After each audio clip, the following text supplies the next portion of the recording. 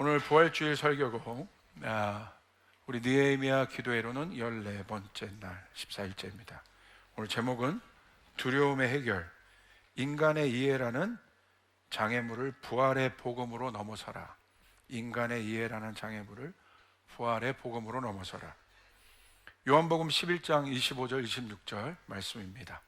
우리 같이 한번 읽겠습니다. 시작. 예수께서 이르시되 나는 부활이요 생명이니 나를 믿는 자는 죽어도 살겠고 무릇 살아서 나를 믿는 자는 영원히 죽지 아니하리니 이것을 내가 믿느냐. 아멘. 오늘 여러분이 읽으신 이 나사로의 죽음에 관한 사건, 이 본문이 요한복음 11장에 기록된 사건입니다. 이 사건이 갖고 있는 굉장히 큰 의미가 있습니다. 왜냐하면 예수님이 죽은 자를 살리신 사건이에요. 그 전에도 예수님이 많은 기적을 행하셨습니다. 그러니까 예수님이 이 땅에 오셔서 예수님이 나타내시고자 하는 굉장히 중요한 메시지는 뭐냐면 예수님이 하나님의 아들이라는 것이에요. 왜 이 예수님이 하나님의 아들이라는 이 정체성이 중요하냐? 예수님이 이 땅에 오셔서 여러분 해결하신 가장 중요한 문제가 뭡니까? 죄의 문제예요. 왜 죄의 문제가 중요합니까? 죄의 결과는 사망입니다. 죽음입니다. 그러니까 여러분 이 죽음의 문제를 예수님이 해결하시기 위해 이 땅에 오셨는데 그 죽음의 문제, 생명과 죽음의 문제를 해결할 수 있는 능력을 가진, 어떻게 보면 권위를 가진 분은 하나님밖에 없어요. 그래서 예수님이 나사로를 살리신 사건은 아까 이 본문에도 우리가 이따 보겠지만 예수님이 하나님의 아들로서의 영광을 나타내는, 드디어 저분이 하나님의 아들이구나 라고 사람들에게 인식되는 굉장히 중요한 사건입니다. 그래서 이 나사로의 사건이 굉장히 중요하고, 이 나사로의 사건이 실제로 어떻게 되냐면 죽은 자를 일으켰잖아요. 죽은 자를 다시 살게 했지 않습니까? 그래서 많은 사람들의 인식 가운데 그 전에도 와, 저분이 대단한 분이다, 선지자다, 능력 있는 분이다, 이런 정도로 인식했지만 드디어 사람들의 인식 가운데 와, 저분이 하나님의 아들인 게 맞구나. 하나님만이 이 생명의 문제를 다룰 수 있는데 저분이 그냥 출중한 어떤 인간이 아니구나. 하나님의 아들로서 온 것이 맞구나라는 굉장히 중요한 인식이 들어가는 사건이 이 사건이에요. 그리고 이 사건이 터지자마자 어떻게 보면 절정의 사건입니다. 이 사건이 터지자마자 역설적으로는 여러분 바리새인들이 예수를 안 되겠다, 이대로 납두면 안 되겠다, 예수를 죽이기로 결정한 사건도 바로 이 사건입니다. 그래서 이 사건이 갖고 있는 의미가 오늘 우리 안에서 굉장히 큽니다. 자, 근데 이 사건을 여러분 쭉 보면 몇 가지 이제 의문점들이 있습니다. 오늘 여러분 본문을 보시면 예수님이 나사로를 굉장히 사랑하세요. 그리고 나사로의 가족이었던 마르다와 마리아와 가족과 같이 친하게 지내십니다. 아주 사랑하는 사람들이에요. 여러분 본문을 쭉 읽어보면 예수님이 나사로가 이제 나사로의 죽음 가운데, 나사로의 장례 가운데 가셔서 예수님이 눈물을 흘리세요. 그 정도로 예수님 나사로를 사랑했고, 그리고 성경에 실제적으로 뭐라고 되어 있냐면 예수님이 사랑하시는 나사로라고 되어 있어요. 그러니까 굉장히 여러분 나사로가 예수님에게 갖고 있는 의미가 얼마나 여러분 중요한지를 여러분이 아시겠죠? 그런데 그 나사로가 병중에 있다는 소식을 듣습니다. 제자들이 와서 예수님에게 그것을 전해요. 근데 예수님이 나사로의 그 소식을 듣고 이렇게 얘기하세요. 요한복음 11장 4절이에요. 예수께서 들으시고 이르시되 이 병은 죽을 병이 아니라 하나님의 영광을 위함이요 하나님의 아들이 이로 말미암아 영광을 받게 하려 함이라 하시더라. 그러니까 예수님 뭐라고 하시냐면요, 죽을 병이 아니라는 거예요. 그러니까 이 사실 이렇게 말씀하시는 예수님의 이야기를 들을 때 제자들에게는 이런 희망이 있었던 것 같아요. 아, 예수님이 고치시겠구나. 곧 가서 고치시겠구나. 그리고 뒤에 이해할 수 없는 말들을 하세요. 하나님의 영광을 위한 거다 이거. 하나님의 아들이 이로 말미암아 영광을 받게 하려 함이라. 여러분, 여기서 굉장히 중요한 여러분 키워드가 뭐냐면 하나님이 아니라 하나님의 아들이 이로 말미암아 영광을 받게 되겠다는 것은 아까 서두에 여러분의 말씀드린 예수님이 하나님의 아들로서 인식되는, 와, 저분이 하나님의 아들이시구나, 하나님이 하시는 일을 저분도 하시는구나 를 드러내는 굉장히 중요한 사건이 이 사건입니다. 근데 제자들은 아직 그 일들을 모르고 있어요. 사람들은 모르고 있죠. 그죠? 나사로가 지금 죽게 되었고 병 걸렸고 예수님이 죽을 병이 아니다라는 팩트만 어떻게 보면 듣고 있어요. 자기들의 이해 속에서 이 상황을 지금 바라보고 있는 것입니다. 그런데 희한한 행동을 예수님이 하세요. 보통 예수님은 어려운 사람들이 있으면 가셔서 그 어려운 사람들을 바로 고치세요. 지체 없이 가세요. 예수님, 여러분, 불쌍한 사람들을 보면 예수님 긍휼이 있으셔서 계획하지 않았던 일정의 일들 가운데 그런 일들이 일어날 때 예수님 절대 지나치지 않으십니다. 여러분, 예수님이 안식일을 어기면서까지 가서 어려운 사람들을 친히 도와주시는 분이 예수님이세요. 근데 어떻게 보면 예수님이 가장 사랑하는 나사로의 중한 소식을 듣고 예수님 바로 가지 않으신다는 거예요. 그리고 그곳에 오늘 말씀을 보면 이틀이나 더 유하신다고 되어 있습니다. 그러니까 사람들 안에 그 예수님의 행동 안에 여러분 의문점이 없겠습니까? 예수님 당장 가셔야지 저 나사로가 빨리 살아날 텐데 왜 예수님 자꾸 지체하실까? 그것도 이틀이나 머물면서 1시간, 2시간 늦는 것도 아니고 지금 총각을 다투고 있는 상황인데 예수님 왜 저렇게 하실까? 예수님의 행동에 지금 이해가 되지 않는 겁니다. 그런데 결국 어떻게 됐습니까? 나사로가 죽었어요. 그리고 나서 예수님이 가십니다. 그러니까 마르다와 마리아는 예수님을 사랑했던 사람이에요. 예수님을 따랐던 사람이에요. 근데 마르다와 마리아가 같은 상황을 놓고, 여러분, 예수님에게 똑같은 이 상황을 놓고 마르다와 마리아가 예수님에게 똑같은 말을 해요. 뭐라고 얘기하냐면 요한복음 11장 21절 보세요. 마르다가 예수께 여짜오되 주께서 여기 계셨더라면 내 오라버니가 죽지 않겠나이다. 마르다가 얘기합니다. 주님이 여기 계셨으면 내 오라버니가 죽지 않았을 것이다. 어떻게 보면 굉장히 도전적인 말들을 하고 있는 거예요. 그러니까 예수님의 행동이 다시 말하면 이해가 되지 않는다는 겁니다. 또 이렇게 얘기해요. 마리아가 또 이렇게 똑같이 얘기해요. 32절. 마리아가 예수 계신 곳에 가서 배웠고 그 발에 엎드려 이르되 주께서 여기 계셨더라면 내 오라버니가 죽지 아니하였겠나이다 하더라. 똑같이 반응합니다. 그러니까 다시 말하면 무슨 말이에요? 주님이 능력이 있는 분인데 나사로를 사랑하는데 주님이 그 이야기를 듣고 일찍 오셔서 여기 계셨으면 내 오라버니는 죽지 않았을 것입니다. 주님이 고쳐주셨을 것 아닙니까? 근데 지금 내 오라비가 죽었습니다. 어떻게 보면 이 결과를 가지고 예수님에게 그 마음 안에 있는, 제가 생각할 때 섭섭함 같아요. 그 섭섭함을 이야기하고 있는 것 같아요. 왜 그러셨냐고, 어떻게 그럴 수 있냐고 여러분 말하고 있는 것 같습니다. 여러분도 그러지 않겠습니까?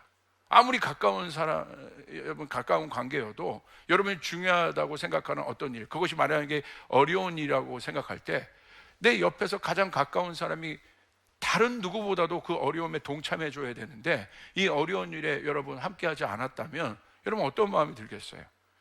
우리들도 우리의 마음이 섭섭하지 않겠습니까?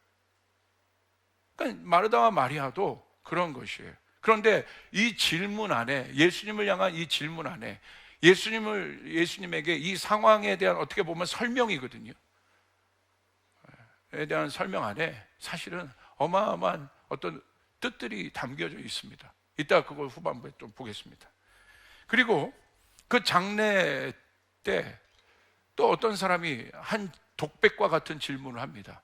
무슨 질문을 하냐면, 한 유대인들이 거기 다 모여 있는데 예수님이 어떻게 하는가를 좀 보기 위해서 모인 사람도 있고, 슬퍼서 모인 사람도 있고, 다 거기에 모여 있어요. 근데 거기서 그 순간에 예수님이 슬퍼서 우시거든요. 예수님이 우시는 것을 보고 요한복음 11장 37절에 그곳에 있던, 성경은 어떤 이라고 얘기하고 있습니다. 어떤 이. 그 어떤 이가 이렇게 얘기해요. 우리 11장 37절을 같이 읽겠습니다. 시작. 그중 어떤 이는 말하되 맹인의 눈을 뜨게 한 이 사람이 그 사람을 죽지 않게 할 수 없었더냐 하더라. 어떻게 보면 굉장히 합리적으로 예수님 앞에 지금 나갑니다. 뭐라고 하는 거예요? 눈물을 흘릴 정도로 나사로를 사랑했다면, 맹인의 눈을 뜨게 할 정도로 대단한 사람이, 어떻게 보면 이 사람은 예수님의 그것을 봤을 수도 있어요. 소문을 들었든지. 여러분, 맹인이 눈을 뜨는 것도 굉장한 일이 아닙니까? 나사로를 사랑했다면, 두 가지 컨디션으로 지금 나가는 거예요. 나사로를 만약에 사랑했다면, 맹인의 눈을 뜨게 할 정도의 능력을 가진 사람이 뭐라고 얘기하는 거예요? 그 사람을 죽지 않게 할 수 없었더냐. 여러분, 이 어떤 이의 이 질문이, 어떤 이의 이 고백이 여러분 비이성적으로 들리십니까? 맞는 말이죠. 나사로를 사랑했다면, 그리고 그만한 능력이 있다면 먼저 와서 그 나사로를 고쳤으면 이렇게 슬퍼할 일이 없잖아. 자기가 지금, 당신이 울고 있잖아요. 당신이 먼저 와서 그렇게 사랑한 나사로를 고쳤다면 슬퍼할 일이 없는데 왜 이렇게 하냐는 거예요. 마르다와 마리아도 똑같은 질문이에요. 예수님이 먼저 와서 여기 계셨더라면 내 오라비가 죽지 않았을 것인데 왜 그렇게 하셨냐는 거예요. 여러분, 여기에 아주 중요한 의미들이 있어요. 어떤 의미가 있습니까? 이 본문을 통해서 성경은 오늘 우리에게 무엇을 얘기하고 싶을 것인가 우리가 생각을 해볼 필요가 있어요. 우리 신앙에 있어서 가장 큰 도전은 무엇인 줄 아십니까? 이해할 수 없는 나사로와 같은 사건이 일어날 때예요. 여러분, 신앙생활을 하면서, 여러분의 믿음의 여정을 가면서 여러분이 지금 여러분의 삶 가운데 일어나고 있는 모든 일들이 이해가 되십니까? 여러분이 이해가 되셔서 지금 하나님을 믿습니까? 근데 이해가 되지 않는 일들이 부지기수로 일어나요. 우리가 어렸을 때는 그런 일들이 별로 없었는데, 청년이 되고 이제 장년이 되고 시간이 갈수록, 또 여러분이 결혼하고 가정을 이루고 또 애를 낳으면 여러분, 우리 안에, 우리의 여정 안에, 우리의 인생 안에 이해할 수 없는 사건이 엄청나게 일어나는 거. 혹시 여러분, 여러분의 믿음의 여정 가운데 있는 여러분 안에 지금 이해할 수 없는 사건이 있습니까? 여러분의 합리적인 이성과 합리적인 논리와 어떤 것들로 이해할 수 없는 나사로와 같은 사건이 있습니까? 우리는 그 나사로와 같은 사건 앞에 우리는 당황해요. 심히 당황해요.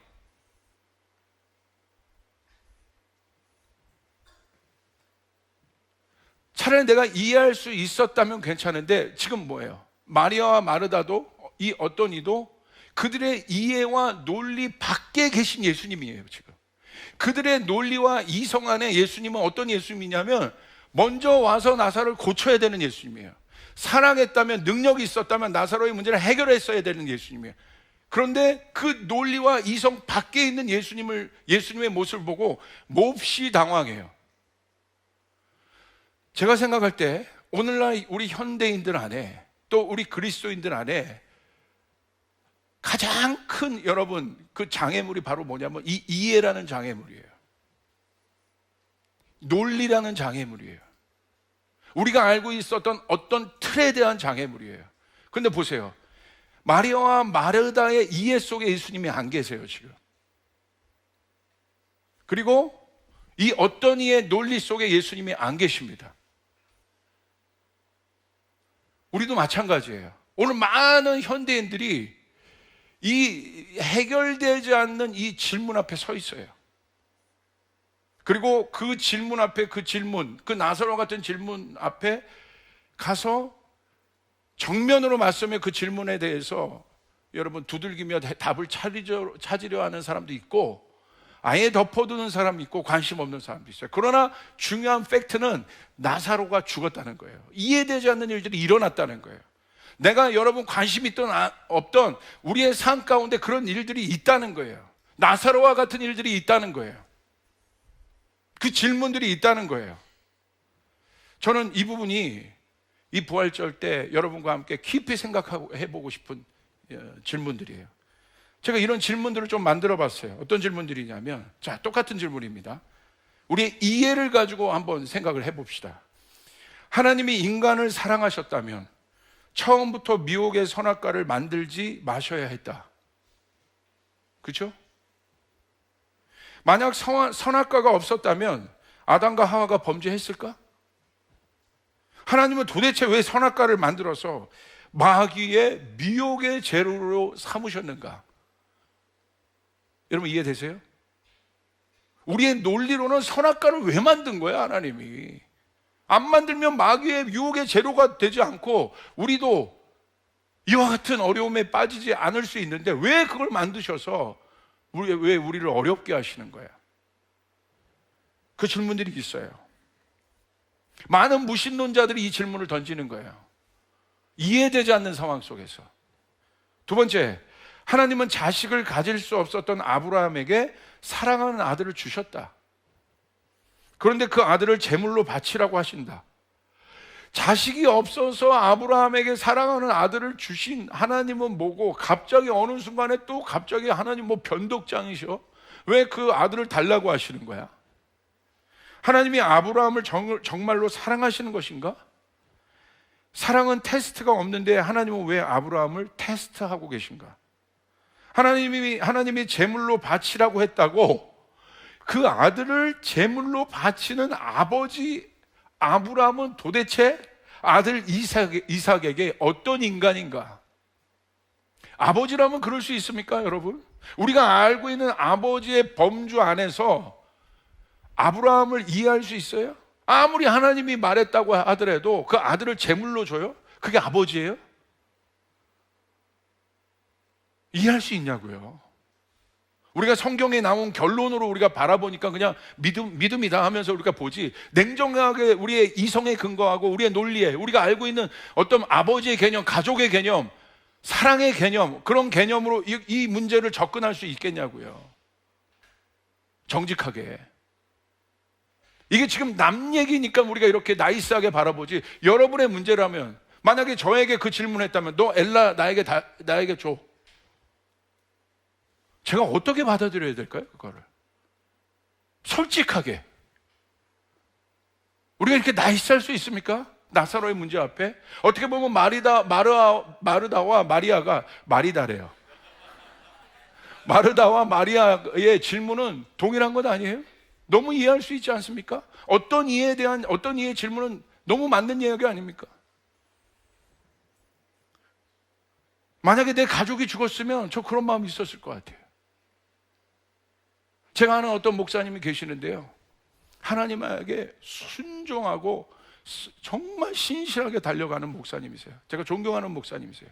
근데 어렸을 때 목사님이 굉장히 아끼는 딸 하나가, 여러분 그 위에 뭐가 문제가 생긴 거예요. 4살, 5살. 그래서 여기 백병원에 갔는데 병원에서 그런 거예요. 이거 좀 문제가 심각한 것 같다고. 그래서 수술을 해야 될 것 같다고. 수술하면 지금 어떤 수술이냐면 배를 갈라야 되는 수술. 그러니까 거기서 목사님이 뒤집어진 거예요. 이 목사님 굉장히 많은 고난을 겪으셨거든요. 근데 그 속에서도 목사님이 하나님을 향한 신뢰를 붙잡고 갔는데, 이 사랑하는 딸의 그 문제 앞에서 목사님 솔직하게 고백하시더라고요. 우리 목사님들이 모여있는데 그걸 나누시는 거예요. 그 하나님 앞에 자기 따졌다는 거예요. 하나님, 저 의사가 우리 아이에게 수술칼을 대서 배를 가려면 나 심각해집니다. 어렵습니다. 솔직하게 하나님 앞에 그랬대요. 나 목에 때려칠지도 모르겠다고. 근데 그 고백이 너무 마음에 와닿았어요. 근데 하나님이 결국 어떻게 하셨냐면 하나님 기적적으로 고치셨어요. 예. 그런데 그 마음이 있었다는 거예요. 솔직하게. 이해가 돼요.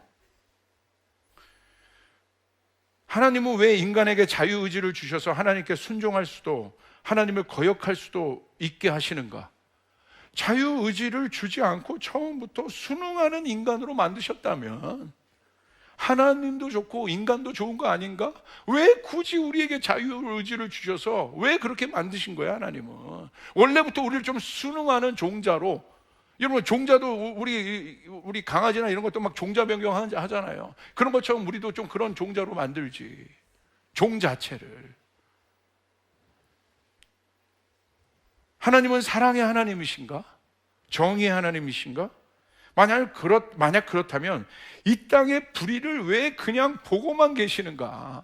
여러분 정말 배 아프고 열받을 때 있죠.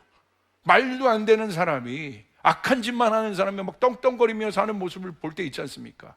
더 잘 살고 악한 짓만 하는데 막 더 부자가 되는 것 같고, 나는 노력하는데 안 되는 것 같고. 시편 기자가 그 질문하는 시편이 똑같이 있어요. 악인의 흥황함을 보고 질문을 던지는 시편 기자의 시편 고백이 있습니다. 전 말도 안 되는, 나보다 뭐 중학교 동창인데 말도 안 됐던 제가 막 지금 저렇게 막 사는데 막 떵떵거리며, 난 도대체 이해가 안 간다. 그리고 만약에 악한 거라면 하나님 왜 그 불의를 그냥 보고 계시고, 하나님은 전쟁, 기아, 질병, 자연재해로 죽어가는 사람들의 고난을 어떻게 하나님은 생각하시는가? 그 고통 속에서 하나님의 사랑과 정의를 말할 수 있는가? 제가 아는 어떤 선교사님이 선교에 갔다가, 여러분 그 가족이 선교사님 보는 앞에서 몹쓸 짓을 당했어요. 테러리스트에게.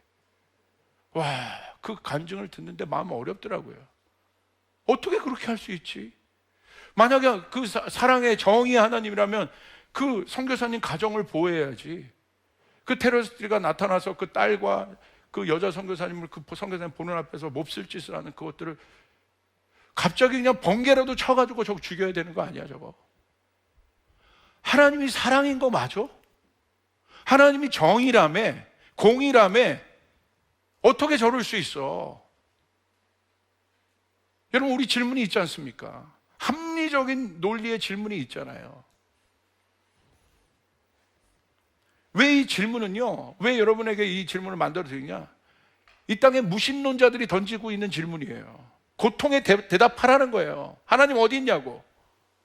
나사로와 같은 일들이 많은데 이 시대 청년들 안에 헛소리 하지 말라는 거야. 여기서 이렇게 선포하고 이러는 거. 차라리 가가지고 돈 10만 원이라도 주라는 거야. 그게 도움을 준다고. 여기서 말로만 떠들지 말라는 거지. 너무 합리적인 말이에요. 이성적인 말이에요. 논리적인 말이에요. 맞죠? 10만 원이라도 줘야지. 너희 기독교는 뭐하냐? 너희 교회는 뭐하냐는 거예요. 너희 크리스찬들은 뭐하냐는 거예요. 결국 그 질문들을 던지는 거예요. 그 속에서 하나님은 어디 있냐는 거예요. 너희가 여기서 하나님 막 있다고 찬양하고 예배하지만 너무나 고통스러운 사람이 많은데 너희가 여기서 찬양하고 웃고 떠들 때야? 날카로운 질문들을 던집니다. 하나님이 어디 있냐는 거야. 사랑이라며 하나님이. 너희가 웃을 때만 사랑이지 그 하나님은. 이 냉정한 질문 앞에 우리 어떻게 서겠어요? 나는 하나님을 열심히 사랑하고 예배하는데 하나님은 왜 내게 이해할 수 없는 고난과 아픔을 주시는가? 그 고난과 아픔은 너무 힘들다. 내가 이 시간을 어떻게 이해할 수 있을까? 그리고 이해되지 않는 질문의 절정이 뭔지 아십니까? 솔직하게 우리 성도들 안에 그것은 예수님의 죽음이에요. 하나님이 가장 사랑하시는 아들을 어떻게 인간의 구원을 위해 그토록 처참히 죽게 하실 수 있는가? 꼭 그 방법밖에 없나? 전능하신 하나님이라면 단숨에 이 문제를 해결할 수 있는 것이 아닌가? 이런 질문들이 다 어디서 나오는 질문들이에요? 우리의 이해 속에서, 우리의 지식 속에서, 우리의 논리 속에서, 우리가 알고 있는 어떤 일에 대한 개념 속에서 나오고 있는 합당한 질문들이에요. 우리가 합당하다고 여기고 있는 질문들이에요. 제가 이 질문을 하는데 여러분 반박할 수 있어요? 맞는 얘기 아닙니까? 오늘 마르다와 마리아의 질문이 맞는 것 아니에요? 어떤 이의 질문이 맞는 것 아니에요? 그 맞는 질문 앞에, 상황을 정확하게 인식하는 그 질문 앞에 우리는 어떻게 얘기해야 될까요? 그리스 신화의 제우스도 능력 있어 모든 문제를 단번에 해결하는데 자기를 좋아하고 숭배하는 사람에게 하나님은 그분의 아들을 그토록 무능하고 무력하게 고통 속에서 죽게 하셔야만 했는가? 나사로의 죽음을 이해하지 못하는 사람들의 질문이 너무 이해가 됩니다. 너무 이해가 돼요. 그런데 예수님이 이 질문에 대해서 예수님이 마가복음 11장 4절에 그들이 질문하기 전에 이미 답을 말씀하셨어요. 이 부분이 너무 중요한 거예요. 잘 보세요. 많은 사람들의 질문은 어디서 나오냐면 상황을 보고 질문해요. 왜냐하면 우리의 이 혼적인 이 프로세싱이 상황을 인식하고 분석하게 만들었어요. 그게 생각이에요. 이런 상황을 보고 인식하고 분석하지 못하는 사람이, 그 사람은 이제 좀 떨어진 거예요. 우리 말대로 뭐가 좀 문제가 있는 거죠. 여러분이 딱 들어오면 벌써 이런 분위기와 상황을 보고 인식을 딱 하잖아. 지금 부활절이구나, 그래가지고 이런 것들이 있구나. 상황을 보고 팩트를 보고 인식을 하잖아요. 없던 것이 있네. 그래서 이해가 돼요. 언더스탠딩이 돼요. 그리고 여러분의 모든 어떤 모드로 딱 넘어갑니까? 오늘 부활절이구나 라는 모드로 넘어가요. 여기 딱 오니까 뭐 키보드가 있고 뭐가 있고 목사님 나와서 뭔가 이 강대상 있고 설교를 하네. 여기 교회구나 인식합니다. 상황을 보고 인식해요. 해석을 해요. 그리고 그 해석이 여러분에게 어떠한 절대적인 팩트로 들어가서 여러분 안에 프로세싱이 돼요. 근데 언제 당황하느냐? 내가 인식하고 있는 어떤 생각의 틀에서 벗어날 때 당황하기 시작해요. 나는 이 부분을 이렇게 생각하는데 성경은 그것이 아니라고 얘기하고 있어. 거기서 당황하기 시작하는 거예요. 자, 오늘 예수님은 잘 보십시오. 이미 이들이 이 질문을 하기 전에 나사로가 어떻게 될 것인가를 예수 이미 말씀하셨어요. 요한복음 11장 4절을 보십시오. 예수께서 들으시고 이르시되, 아까 여러분 읽었던 거예요. 이 병은 죽을 병이 아니다. 무슨 말이에요? 살아날 거라는 거예요. 할렐루야. 아멘. 아직 이들이 질문하기 전이고 나사로가 죽기 전입니다. 그런데 예수님이 안 가신 이유는 뭐예요? 거기서 이틀도 이 나사로의 사건을 통해서 예수님이 하시고자 하는 어떤 뜻이 있었어요. 당연히 나사로를 살릴 뿐만이 아니라 이 나사로의 사건을 통해서 예수님이 하나님의 아들, 여기 나오죠. 하나님의 영광을 위하며, 이 나사로의 이 사건은 하나님의 영광을 위한 사건이다. 그냥 이가 고쳐지는 사건 정도가 아니라 하나님은 의도가 있으셨어요. 아직 여러분 제자들이 또 마르다 마리아가 이해를 못하고 있을 뿐입니다. 근데 하나님은 계획이 있으셨어요.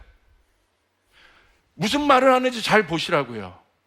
내가 지금 이해하고 있는 이 레벨이, 여러분이 믿고 있는 이 레벨에 따라 내가 다 움직이는데, 특별히 요즘 MZ 세대들, 그게 절대적이냐고요, 여러분. 하나님의 일을 할 때 요 세대의 분위기가 뭔지 아십니까? 자기를 이해시키라는 거야. 그 이해가 내 마음에 동기 유발을 준다는 거야. 그 동기 유발이 있어야 내가 움직이겠다는 거야. 그럼 역설적으로 질문합니다. 동기 유발이 안 되고 여러분의 머리가 인식이 안 되고 이해가 안 되면 여러분 안 할 겁니까? 이 질문입니다. 냉정하게 질문하는 거예요. 근데 이 세대의 분위기가 뭔지 아십니까? 설명해내라는 거야. 이 이해되지 않는 나사로의 사건을 설명하라는 거야. 그러면 내가 움직이겠다는 거지. 예수님이 여기 오셨더라면 내 오라버니가 살아났을 겁니다. 당신이 맹인을 고치는 분인데 당신 왜 슬퍼하십니까? 당신이 먼저 와서 고쳤으면 됐잖아요. 그 질문인 거예요. 근데 그 질문 앞에 예수님이 그 전에 이미 답을 갖고 계셨는데 우리가 이해를 못했을 뿐이에요. 우리의 차원이 예수님의 차원을 이해 못했을 뿐이에요. 근데 예수님은 그 답을 갖고 계셨어요. 이게 바로 차원이 다르다는 거야. 우리가 혼적인 레벨에서 이해하고 있는 차원과 영적인 영역에서 예수님 영적인 분이에요. 하나님이세요. 여러분 그 차원을 이해할 수 있습니까? 냉정하게? 3차원이 4차원을 어떻게 이해해요? 2차원이 3차원을 어떻게 이해합니까? 이해 못합니다. 그런데 우리는 어디에 호소해요? 이게 팩트인데? 사실은 이게 더 진리인데. 우리는 자기의 이해에 호소해요. 자기의 경험에 호소합니다. 그리고 그 자기가 인식하고 있는 틀에 조금이라도 벗어나면 벌써부터 이제 삐딱해지는 거예요. 내가 알고 있는 교회 모습이 아니야, 여기. 그다음부터 예배가 힘들어지기 시작하는 거예요. 내가 알고 있는 그 메시지의 어떤 그게 아닌데? 그다음부터 힘들어지기 시작한 거예요. 모든 게 자기 생각이에요. 모든 판단이 자기 생각으로부터 나와요. 진보 성향을 갖고 있는 그리스도인들을 제가 만나고 또 그런 분들의 이야기를 제가 들을 때가 있어요. 낮은 자를 위하고 어려운 자들을 위하고 또 그것이 또 진보적인 것들의 굉장히 중요한 가치가 돼요. 근데 물어봅니다. 동성애 문제 어떻게 생각하냐고. 답 안 해요. 회피 안 해요. 왜? 이해할 수 없거든. 설명 안 되거든. 자기가 생각하는 인식의 틀에서 성경에서 동성애 하지 말라는 것들이 이해가 안 되거든요. 근데 그것은 넘어가요. 그 지점에 대한 불편함이 저에게는 있어요. 만약에 이해로 우리가 모든 것이 움직여진다면 여러분 모든 걸 100% 이해로 가야죠. 어떤 건 이해하고 왜 어떤 건 이해하지 않습니까? 내가 받아들일 것만은 이해하고 내가 받아들이지 않을 것들에 대해서 왜 여러분 던집니까? 이 질문들을 여러분 잘 생각해 보십시오. 예수님은 이 사건을 통해서 시점을 생각해 보시라는 거예요. 나사로가 죽기 전이에요. 이미 답이 있으셨어요. 할렐루야. 우리 이걸 통해 뭘 알 수 있냐? 하나님 앞에 나가는 우리의 애티튜드에 대한 자세예요. 우리가 여러분 하나님 앞에 나가는 자세는 어떤 자세입니까? 이해하기 때문에 하나님을 여러분 믿습니까? 하나님이 여러분의 생각의 틀에 갇혀 있고 여러분의 박스의 틀에, 인간의 인식의 틀, 인간이 갖고 있는 이념과 경험의 틀에 하나님이, 이 박스 안에 하나님이 갇혀 계신다면 그분이 하나님이라는 거예요. 당신 생각이지. 솔직하게 질문하는 거예요. 내가 인식하고 있는 곳에서만 내가 하나님을 믿고 있다면 그 곳에 계신 하나님이 하나님이냐는 거예요. 여러분 생각이지. 그 생각을 벗어난 하나님에 대해서 왜 여러분 접근하지 않습니까? 바로 분석 들어가죠. 마르다와 마리아처럼. 놀라워요, 인간은. 바로 분석이 들어가요. 근데 여러분 잘 보십시오. 저는 이 시대를 설명을 요구하고 있는 이때, 우리 신앙마저도, 우리의 믿음의 여정마저도 이 나사로 사건 앞에 엄청난 설명을 요구하고 있는 이때에 저는 감히 이렇게 말합니다. 여러분 잘 들으세요. 설명의 시대 이제 끝났어요. 이제 이 시대는 설명의 시대가 아니에요. 설명의 시대가 언제부터 각광받았냐? 여러분에게 느헤미야 때 말씀드렸죠? 근대 철학의 아버지라고 하는 데카르트의 출현입니다. 나는 생각한다, 나는 고로 존재한다. 인간의 존재를 생각 속에 두었어요. 그러니까 그것은 무슨 말이냐? 하나님을 인식할 때도 인간의 생각의 영역, 이성, 논리, 지식의 영역 안에서 하나님을 가둔 거예요. 그때부터 기독교가 변질되기 시작했어요. 세속적 여러분 여러 가지 사조들이 교회 안으로 들어오기 시작했어요. 내 이해, 모든 것이 내 이해의 범주 안에서, 눈에 보이는 것 안에서 다 파악되는 거예요. 그러니까 하나님을 향한 온전한 믿음이 생기겠습니까? 그때부터 믿음은 없는 거예요. 왜? 이해되지 않으니까. 여러분 잘 생각해 보세요. 왜? 여러분, 그러나 여러분 이 세상이요, 참 인간들은 대단하다고 전 느껴요. 그런 철학적 사조가 이 근대 철학, 또 그 현대 사회를 여러분 우리의 생각의 틀을 만들었다면 이제는 생각할 수가 없는 시대예요. 왜? AI가 다 합니다. AI가 우리의 생각의 영역을 다 대체해줘요. 제가 2부 예배 때 이걸 시연을 했어요. 처음엔 버벅댔는데 챗GPT 놓고 제가 깜짝 놀랐는데 이게 내가 돈 내는 건데 아까 유료인데 보이네. 안녕, 나 조 목사야. 안녕하세요. 데이비초 목사님. 오늘은 어떤 영어 회화 패턴을 연습해보고 싶으세요? 지금은 영어 회화 패턴이 아니라 지금 내가 이렇게 여기를 이거 보여주고 있지. 여기 어디 같아? 네, 지금 화면에 많은 분들이 모여 계신 것 같아요. 혹시 교회에서 예배 중이신가요? 아니면 특별한 행사가 있는 건가요? 너 어떻게 알았어? 화면을 보니 많은 분들이 모여 계셔서 그렇게 추측했어요. 어떤 모임인지 더 알려주실 수 있나요? 자, 그건 나중에 생각하고. 자, 이거 봐봐. 이거 뭐 같아? 내가 여기 뭐 하나 보여줬지? 이거 뭘로 보여? 화면에 십자가 2개가 보이네요. 그 앞에 무언가 덮여 있는 것 같은데 혹시 성찬식 준비물이거나 특별한 상징물이신가요? 야, 너 소름 끼친다, 야. 내가 여기 박스 하나가 있는데, 자, 이 박스 하나 보여줄게. 이거 뭐 같아? 잘 보여? 이거 뭐 같아?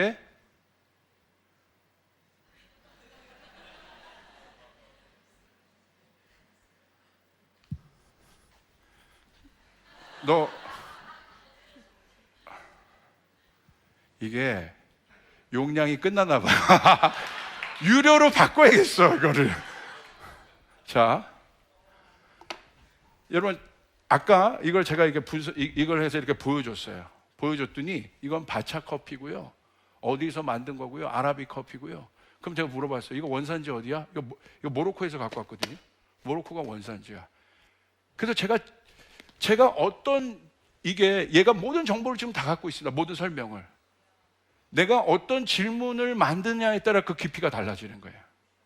아까 2부 예배 때는 이 건반을 이렇게 보여줬어요. 이 노드 스테이지라는. 근데 이 노드 스테이지라는 건반을 바로 인식하고 이거는 무슨 건반의 일종이고 라이브 때 쓰고 그리고 아마 예배 때 쓰셔도 좋을 것 같다고 얘기하고, 만약에 제가 더 깊이 이걸 만든 파운더가 누군데 그 사람 뭐 이렇게 제가 깊이 질문하면 아마 다 대답할 겁니다. 제가 어저께 제 오피스를 이렇게 비춰줬어요. 오피스를 비춰줬는데 얘가 뭐라는 줄 아세요? 여기 혹시 목사님 방 아니세요? 그러는 거예요. 내가 소름이 끼쳤어요. 너 어떻게 알아? 했더니 제 들어가는 입구에 그 유리문에 패스터 오피스라고 써 있거든요. 제가 봤는데 그 유리문 입구에 패스터 오피스라고 써 있어요, 목사님. 그래서 여기가 목사님 방이에요. 제가 보고 있는 책장을 쭉 보여줬어요. 그러니까 이런 책들을 다 이렇게 보면서, 그런 책도 있네요. 그런 책도 있으면서, 목사님 혹시 이런 성향이세요? 제 성향을 다 맞춰요. 여러분, 이미 모든 걸 알고 있는 그 교만한 얼굴들은 뭐죠? 할렐루야. 여러분, 제가 왜 이 이야기를 여러분에 드리느냐? 솔직히 말씀드립니다. 설명의 시대가 끝났단 말입니다. AI가 어마어마한 속도로 올라가고 있어요. 여러분 어떻게 생각하십니까? 그런데 아직도 우리들은, 제가 이게 교회 입장에서 얘기하는 게 아닙니다. 아직도 이 교회, 여기서 하나님을 찾는 인간들이 아직도 자기의 이성과 인식과 설명의 틀 안에서 하나님을 가둬요. 이게 우리의 모습이에요. 이미 세상은 그걸 넘어가 버렸는데, 세상만, 제가 종교적인 어떤 것들을 얘기하는 것도 아닙니다. 이미 세상의 흐름이 설명의 시대가 종언됐다고 얘기하고 있어요. 박사학위를 어떤 분야에서 몇 개 가진 사람이 AI랑 지금 붙어보십시오. 집니다. 저요. 질문만 깊이 던지면 더 깊이 있는 것들을 얘가 대답할 수 있어요. 그리고 앞으로는 이 모든 것이 인간이 생각이 아니라 얘한테 다 의존하는, 모든 걸 얘에게 다 물어보는 그 시대로 가는데 인간이 생각할 수 있겠습니까? 시대가 바뀌었습니다. 그런데 교회만 늦어요. 여전히 우리가 하나님 앞에 나아가는 모습은요, 아직도 우리의 생각과 이성과 논리와 나사로의 사건이 이해되지 않고 교회에서 이해되지 않는 어떤 일들이 일어나고, 그런 일들과 그런 설교와 그런 것들이 던져지면 여전히 방어적으로 와요. 여러분 어떻습니까? 우리 태도들이. 우리가 하나님 앞에 나가는 이 나사로의 사건을 통해서 예수님이 결국 나사로를 살리시고, 결국 아까 여러분이 읽었던 요한복음 11장 4절, 아까 그들이 그 질문도 하기 전에 예수님이 이미 답을 가지고 여러분 그 사건들을 일으키셨습니다. 할렐루야. 여러분을 향해서 마찬가지예요. 우리를 향해서 마찬가지예요. 우리 안에 이해되지 않는 이 나사로 사건 전에 우리가 질문할 수 있지만, 여러분 이게 믿음이에요. 하나님은 그 질문에 대한, 나사로에 대한 여러분 이 답을 이미 여러분 하나님이 갖고 계시다는 사실을 믿으시기를 바랍니다. 할렐루야. 근데 어떤 질문이냐? 죽음에 대한 질문이에요. 결국 죽음에 대한 질문이에요. 왜 우리가 예수님 믿냐? 내가 여기서 그 다음 단계 문제도 해결하고 이 문제도 해결하고 또 뭐 결혼 문제도 있고 이런 문제들 다 있어요. 뭐 선교도 해야 되고 다 맞습니다. 그런데 궁극적으로 인간이 던질 수 있는 이해되지 않는 가장 강력한 질문은 죽음에 대한 질문이에요. 그것까지 만약에 인간이 그 단계까지 여러분 올라간다면 이제 죽음도 설명하려고 하겠죠. 근데 아마 설명 못할 겁니다. 이건 하나님의 속한 영이에요. 나사로를 살릴 수 있는 건 하나님의 아들만이 할 수 있어요. 죽음의 문제를 해결할 수 있는 건 하나님의 아들만이 할 수 있어요. 할렐루야. 우리가 어떤 예수님을 만나고 있냐는 거예요. 오늘 이 나사로의 사건을 통해서 예수님이 오늘 드러내시고자 하는 건 나사로가 죽었던 나사로를 살리신 것도 있지만 예수님이 하나님의 아들이라는 사실을 우리 가운데 각인시키시는 겁니다. 아멘. 그래서 예수님 오늘 우리 가운데 이렇게 말씀하시는 거예요. 요한복음 11장 25절 26절 예수께서 이르시되 나는 부활이요 생명이니 나를 믿는 자는 죽어도 살 것이다. 할렐루야. 그러나 26절 우리 같이 읽습니다. 시작. 물어서 살아서 나를 믿는 자는 영원히 죽지 아니하리니 이것을 내가 믿느냐? 믿으시면 아멘 하시길 바랍니다. 결국 이 문제, 인간의 설명으로 이성으로 이 모든 것, 여러분 지금 설명의 시대가 끝났다고 했잖아요. 다른 설명의 시대로 들어갔다는 거예요. 이제는 AI가 설명해 줄 뿐이에요. 인간이 설명 안 하고. 다른 시대도 여전히 인간은 그 차원에서 혼적인 차원, 아무리 노력해도 그냥 그 설명이에요. 그냥 설명 잘해주는 AI 만나서 이제 좋은 거야. 결국 설명입니다. 그런데 여러분, 존재는 설명의 문제로 해결되지 않아요. 죽음의 문제는 설명의 문제로 해결되지 않아요. 예수님이 죽음을 설명하지 않으셨어요. 예수님은 죽음을 일으키셨어요. 할렐루야. 죽은 자를 일으키셨어요. 설명이 아니라 실체가 있어야 되는 것입니다. 이제는 설명의 시대가 아니라 실체의 시대예요. 진리는 실체가 있는 것입니다. 예수님이 하나님의 아들이라는 실체가 죽었던 나사로가 살게 된 것이에요. 그분이 하나님의 아들이라는 실체는 죽을 수밖에 없었던 우리들이 예수 믿고 천국 가게 된 것이에요. 할렐루야. 여러분이 구원받은 것입니다. 여러분이 진리의 실체요. 여러분이 말씀의 실체요. 여러분이 하나님의 증거임을 믿으시길 바랍니다. 실체인 여러분을 왜 학대합니까? 왜 무시합니까? 여러분이 증거인데 왜 설명합니까? 왜 믿지 않는 사람보다 더 못합니까? 이 부활절달 우리는 왜 이 메시지를 생각해야 될까요? 설명의 시대 앞에서 이 MZ, 특별히 이 MZ들 모든 데이터를 그 어떤 때보다도 많이 갖고 있는 MZ, 그러나 그 설명의 함정 가운데 더 빠져 들어가 있고 자기의 논리와 자기의 개념과 자기가 인식하고 어떤 그 틀 속에 하나님의 말씀을 넣어서 여러분 해석하려니 해석이 돼요? 받아들여집니까? 그러니까 불편한 상황들이 나오는 거예요. 어떤 건 내가 인식하고 받아들이고 어떤 건 거절하고. 말 그대로 엉망입니다. 이거야말로 케이오스 아닙니까? 이거야말로 혼돈의 때 아닙니까? 이 혼돈의 때를 바로잡을 수 있는 것은 진리의 하나님의 말씀이신 거예요. 여러분, 하나님의 진리의 말씀 앞에 서야 되는 거예요. 예수님이 어떤 분인지 우리가 인식해야 되는 거예요. 예수님이 아니면 우리는 죽을 수밖에 없어요. 예수님이 아니면 우리는 죄 때문에 죽을 수밖에 없어요. 죄의 결과는 사망이에요. 그렇기 때문에 이 죄의 결과에서 우리가 나오려면, 나사로의 문제에서 우리가 나오려면 예수님이 죽으실 수밖에 없어요. 그래서 나사로의 사건 안에는 인류 모두의 죄악이 지금 다 인류 전체의 모든 문제가 나사로라고 보시면 돼요. 나사로를 예수님이 살리신 것은 예수님이 결국 하실 일들에 대한 하나님의 아들이 왜 이 땅에 오셨는지에 대한 예언이란 말입니다. 사랑하는 청년 여러분, 하나님의 아들 예수 그리스도, 그분이 왜 부활했는지 깊이 생각하십시오. 깊이 인식하십시오.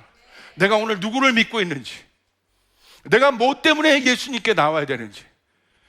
아무리 여러분 떵떵거리고 잘나고 뭐 해도, 여러분 남부럽지 않게 다 살아도 결국 어떻게 되는 줄 아십니까? 이 죽음의 문제 못 풀어요. 스티브 잡스 10명이 와도 풀지 못합니다. 워런 버핏 100명이 와도 이 문제 풀지 못합니다. 그러나 예수 그리스도는 이 문제를 푸십니다. 할렐루야. 예수 그리스도는 이 문제에 대한 답이 있습니다. 그렇기 때문에 우리 안에 있는 이 찰나적 어려움을 이 영생의 관점에서 해석을 해야 돼요. 뭐라고 오늘 예수님 말을 하는 거예요? 죽어서도 나를 믿는 자는 그가 죽어서도 살겠는데, 오늘 예수님의 말씀은 뭐예요? 살아서 나를 믿는 자. 오늘 여러분은 살아있단 말입니다. 살아서 나를 믿는 자는 영원히 그가 죽지 아니하리라. 할렐루야. 여러분 믿으시면 아멘 하시길 바랍니다. 오늘 여러분이 이 고백을 해야 되는 거예요. 그렇기 때문에 신앙은 설명이 아니라 선포입니다. 여러분의 그것들을 인식하고 선포하기 시작할 때 여러분 머리에, 여러분 눈에는 보이지 않지만 여러분 머리에 열린 하늘문이 열린단 말입니다. 할렐루야. 열린 하늘문이 열린단 말입니다. 하나님 나라가 오게 된단 말입니다. 여러분 믿으시면 아멘 하시길 바라요. 아멘. 여러분 그 사실을 믿습니까? 그때 복음의 실체가 나타나는 겁니다. 내가 예수님을 믿으면서 복음의 증거와 실체가 하나도 없는 크리스찬이, 그 사람이 크리스찬이에요? 오늘 그걸 묻는 거예요. 내가 교회 왔다 갔다 한다고 내가 그리스도인이에요? 내가 천국 가요? 여러분 안에 있는 예수의 실체, 나사로와 같은 사건이 뭐냐는 거예요. 그것에 대한 간증이 있어야 되는 거예요. 여러분 믿으시길 바랍니다. 여러분의 가정이 회복이 돼야 되는 거예요. 할렐루야. 아픈 자가 치료받아야 되는 거예요. 여러분 가난한 자에게 빵이 공급돼야 되는 거예요. 아멘. 하나님 나에게 그 통로가 되게 하여 주시옵소서. 열린 하늘문이 있다는 것이 뭔지를 알게 도와주시옵소서. 예배자가 그걸 믿을 때, 예배자가 예배할 때 열린 하늘문이 있게 되고, 설교자가 그걸 믿을 때 그 설교자가 설교할 때 열린 하늘문이 있게 되고, 그 열린 하늘문 위로 하나님께서 능력을 부어주시고 권위를 부어주시고 할 수 있는 일들을 부어주시고, 여러분 설명이 아니라 지혜를 부어주시고, 여러분 아이디어가 아니라 하늘의 전략을 다운로드 시켜주시고 세상을 감당할 수 있는 능력을 주시고, 오늘 말씀처럼 살아서 나를 믿는 자는, 살아서 나를 믿는 자는, 오늘 현대인들에게 제가 얘기합니다. 살아서 나를 믿는 자는 그가 뭐라고 돼 있습니까? 영원히 죽지 아니하리니. 내가 이것을 믿느냐? 영원히 죽지 않는다는 건 영원한 하나님 나라가 그에게 열렸다는 것이죠. 이게 복음입니다. 복음의 현재성. 사랑하는 여러분, 설명이 아닙니다. 복음이 현재적인 거예요. 지금 일어나야 돼요. 지금 여러분 안에 실제가 돼야 돼요. 아멘. 이것이 예수가 우리를 위해 부활하신 거예요. 예수님이 이것 때문에 우리에게 부활하신 거예요. 여러분이 일터에서 이 사실을 믿을 때 설명이 아니라, 설명이 안 돼요. 이제 설명을 묻는 사람에겐 AI 갖다 대세요. 그럼 돼요. 설명의 시대가 끝났습니다. 실체의 시대예요. 왜 이게 무섭냐? 이제 AI가 이걸 다 결국 통제하고 밑으로 가면 이제 다 이제 AI가 갖고 가게 돼 있어요. 그럼요, 어떤 시대가 될 거냐? 얘가 아니라고 얘기하면 이제 아니라고 얘기하게 돼 있어요. 인식하게. 왜? 결국 통제거든요. 그 통제권 안에서, 제도권 안에서 누가 벗어날 수 있겠어요? 여러분의 회사가 이걸 다 믿고 따르는데, 만약에 그것이 거짓이라면 여러분 용기 있게 아니요 라고 얘기할 수 있습니까? 왜 아니야? 설명해봐. 설명이 안 돼요. 어떻게 하시겠습니까?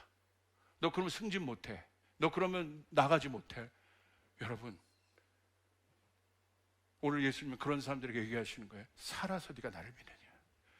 그러면 하나님이 내 생각의 틀이 아니라 내 생각의 틀 바깥에서 하나님의 역사를 통해서 하나님 그 문제를 해결하십니다. 믿으시면 아멘 하시기를 바랍니다. 아멘.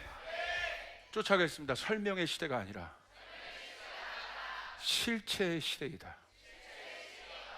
복음은 증거입니다. 복음은 실체입니다.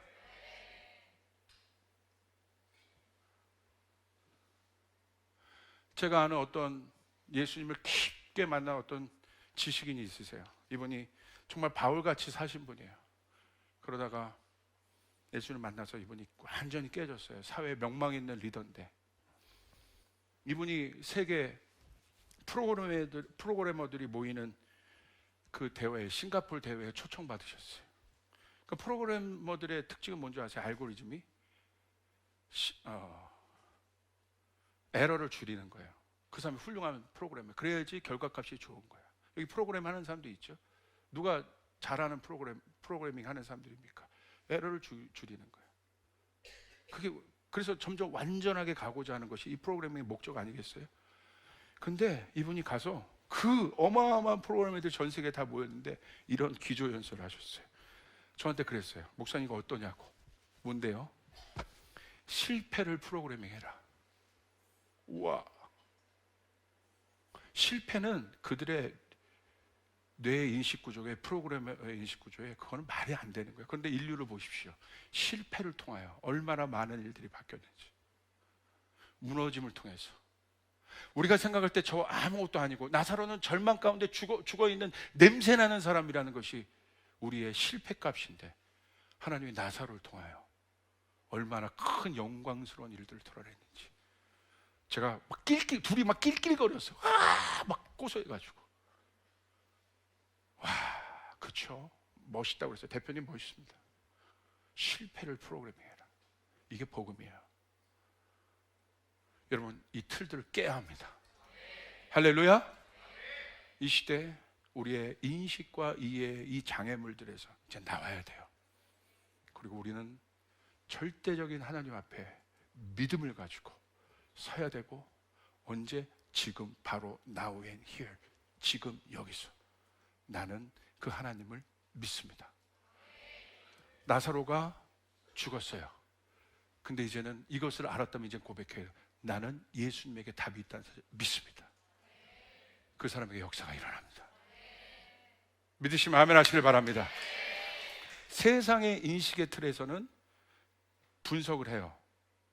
얘 성공할 확률이, 실패했지만 여기서 일어날 확률이 61%야. 그럼 바로 얘기해 주겠죠. 반 넘었으니까 그래도 넌 일어날 수 있어.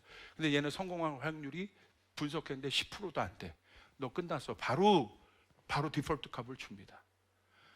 근데 여러분, 나사로는 뭐예요? 성공할 확률, 일어날 확률 0입니다. 그런데 예수님은 100으로 일으키세요. 이게 복음인 거예요. 그 예수를 믿는 우리 조이풀 청년, 아멘 하시길 바랍니다. 할렐루야. 그 사람이 세상을 깨는 거예요. 그 틀 바깥에서 새로운 파도를 일으켜내는 거예요. 그 사람이 새로운 것을 만드는 사람이에요. 그것이 창조예요. 아멘. 여기 그런 작가가 나왔으면 좋겠어. 여기 그런 과학자가 나왔으면 좋겠어. 아멘. 여기 그런 프로그래밍 하는 사람이 나왔으면 좋겠고, 여기 그런 사업가들이 나왔으면 좋겠고, 그런 교육가들이 나왔으면 좋겠고, 그런 사역자들이 나왔으면 좋겠습니다. 믿으시면 아멘 하시기를 바랍니다. 아멘. 우리 주님께 영광의 박수를 올려드리겠습니다.